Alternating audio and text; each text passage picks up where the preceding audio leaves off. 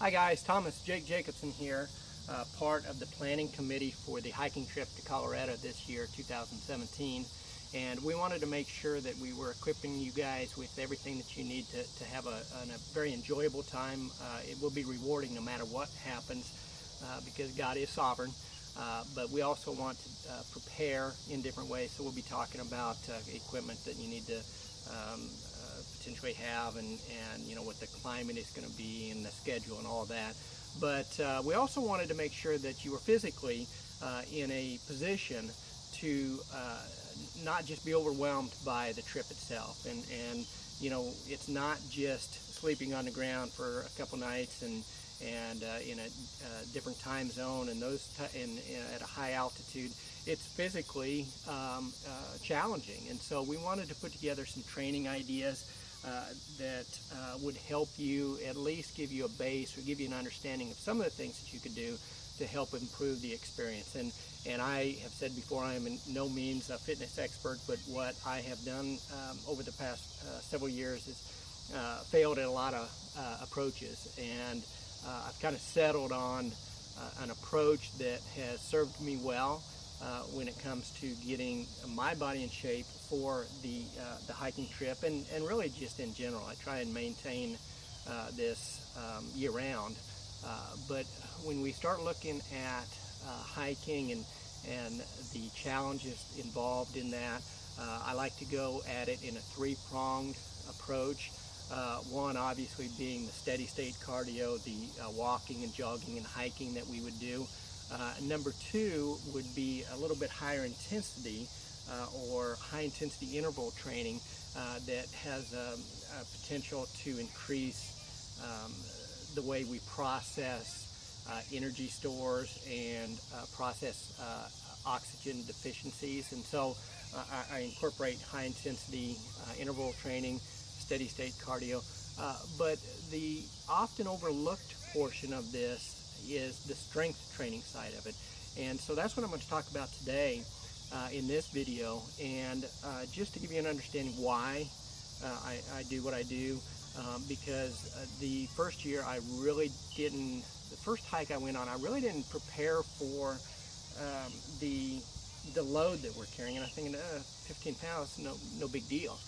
It's surprising how much 15 pounds weighs at the end of a long hike. And I just realized, you know, my back, the lower back was hurting, and you know, my hips and my joints and my legs coming down the mountain. I mean, it was really burning. And the day of the hike was bad. I mean, it was rough. But the next day and the day after that, whew, okay, my body wasn't prepared for the strength side of it. So that's what I want to talk about today. And there's a couple different things that I want us to understand. One, the muscles work, again, very complicated process, but at the most basic level, the muscles work in a concentric contraction way and an eccentric contraction way. And I know eccentric contraction, that doesn't make sense, but let me explain a little bit further. The concentric contraction at the most basic level, the easy one for us to understand, is when you can just imagine your muscle fibers when you're doing a curl, the most basic barbell curl. The concentric is the muscle fibers pulling together in a controlled fashion, all of them working together to shorten the muscle, okay? And when that muscle shortens, it pulls the appropriate joints together and it lifts, it performs work, okay? So concentric. Think of concentric in the legs as like the anti-gravity portion of it. When you think of concentric in the legs, it's kind of hard to visualize, but your legs, when you are pushing, your quadriceps are pulling together, and your hamstrings tied into your glutes, they're pulling together, and they're concentric. And it's anti-gravity. You're pushing away from the effects of gravity. Okay, so it pulls up.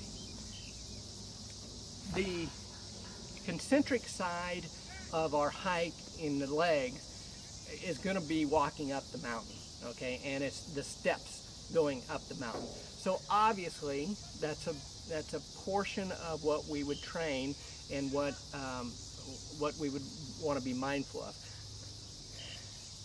The problem is we forget the eccentric side, and the eccentric side is when you are letting that barbell down from the curl. Your muscles are stretching, but you know, the concentric brings it up and it's a contraction, but when you go to let it down, it doesn't just free fall. If it would, your joints would be messed up. If you push up and then you're stepping down the stairs and you don't have the eccentric contractions going on, you would free fall on your knee and damage your knee, okay? So the eccentric side, and here's the thing about the eccentric contractions and the eccentric contractions on a trip. It's the downhill side for the most part. It's the step downs, and it is what controls. It's the braking, B-R-A-K-I-N-G, not B-R-E-A-K-I-N-G. It is the braking side of our muscle control and fighting against gravity. And so it's very, very important, okay? The other thing is it can be the most painful side. The eccentric, what ends up happening, that's where the most damage, the good damage happens in a muscle. If you like to lift weights, or you know the eccentric side, or the slow pulling down or lowering of the bench press, or the slow on the curls, that's actually where you get a lot of your strength, your muscle buildup, okay? We're pretty good at the concentric side. The eccentric side, we don't flex as much.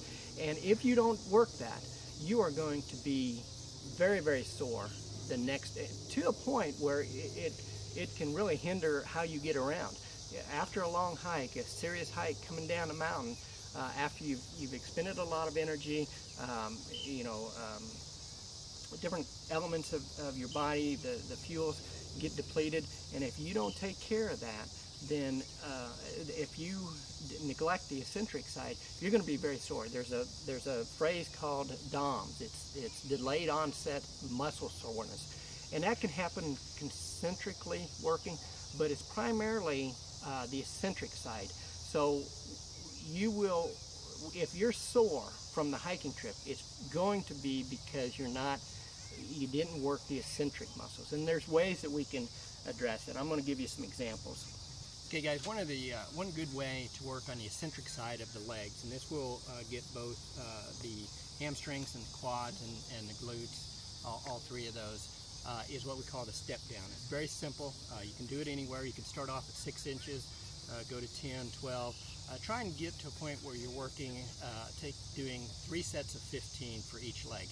And what you want to do is, as it gets easier, at 6 inches or 10 inches, wherever you start off at, then I want you to go ahead and keep raising that up until you get to a point where you're a foot and a half off of the step down. And when you do that, we're working the eccentric side of the legs. And so very simple. You just get up on a step, and for the left leg, what you're going to want to do is just stick your right leg out and then bend down, touch, don't stop, come back up, down, up, down, up. And you can see I'm only 6 or 8 inches here, so I'm not getting all the way down. But if I went all the way down and then come back up, I'm really working that hamstring and the quads, and it's the eccentric side. And so what that's doing is giving me the braking method I just talked about. It is giving me those things that prevent me from getting sore the day after the hike on the downhill side. So you've got to do those. What I suggest is whenever you do this, whenever you incorporate this into your schedule, again, do 3 sets of 15 for each leg, and continue to press yourself, and do it in a slow, controlled fashion. I might have done a little bit too quick. You want the muscles to break down as we're training, because when the muscles break down, then when you go to sleep, they build back up, and then we have a better time in Colorado. Now the other thing that we can do, and this is somewhat brutal, it's tough, and you see that I'm on a downhill. It is a walking downhill lunge, and again, this is to help with the downside. I really think that if we do some of the high intensity and the steady state cardio, as far as strength training, I want to focus on the eccentric side and the build-up of that. So downhill lunges are just as simple as can be. Start off at about 20 yards and work yourself up to 50 yards. Do this 3 times. But what you're doing is you're striding out, and then you're coming down, and you're keeping this knee, this portion of the leg parallel, 90 degree, and it should be about a straight line from here to my knee on the down. Don't put your knee all the way down, stay up, and then take the next step. And you're going to do that for 20 yards, 20 to 50 yards, and you need to do that 3 times. That's the second set of exercises that will help the eccentric side of our muscle buildup. Okay guys, another component of preparing ourselves physically through strength training for the hike is our core. We got to take care of our core. And when I say core, a lot of people just go to, okay, crunches or sit-ups. I got core down. And that's good. That can be a part of it. And in fact, I won't show you how to do crunches. You guys know how to do crunches. But that's just one aspect of it. The core is actually from the hips to the shoulders, okay? And it goes all the way around the body. So we're talking about the back. We're talking about the obliques. It's not just the front abs, okay? And that's crunches, focus on that. So there's ways that we can improve the core. And again, if you've been in a strength training program, these are some basic things that you guys have probably started off with, because you got to have a good core before you're bench pressing a lot. So this may be a little bit remedial for you guys, but if you haven't done any core training, here's a great way to just get in and start doing some strength training for the core.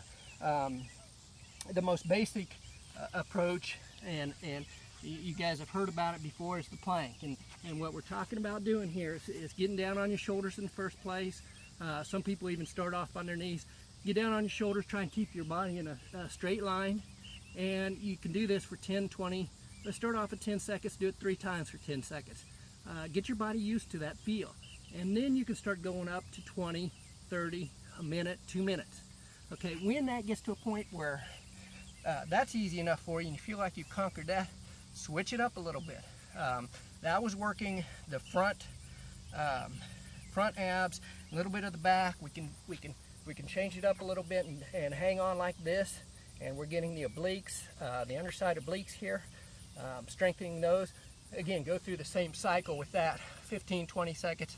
Keep building up until you're doing it for 20 minutes or 2 minutes or so. The other thing that we can do is for the entire body. This will work arms, shoulders, front, the back, and even the legs. And it's just a simple little move here. I don't even know what it's called, but what you're doing is you're lifting the opposite. You're lifting your arm and the opposite leg, and it's just as simple as this, right? So we're doing that, and we're doing that 15 times. 15 times each side, and you do that 3 sets. Now if you want to, once you've conquered that and you start getting a little bit more strength, we need to go ahead and step up our game a little bit. So we're doing it in a plank position. I'm a little bit offside here, but you know, we start doing those types of things, adding to the stress it's putting on our body. When I talked about the lunges earlier and the step downs, you can add barbell or dumbbells to those to increase the resistance that you're experiencing, and that will improve your muscle conditioning. So those are a few of the most basic exercises to improve the strength for our hike. If you have any questions, you know how to get a hold of me. I'll also link to the other videos around the steady state and the high intensity, and all my videos down in the description below. Thanks guys.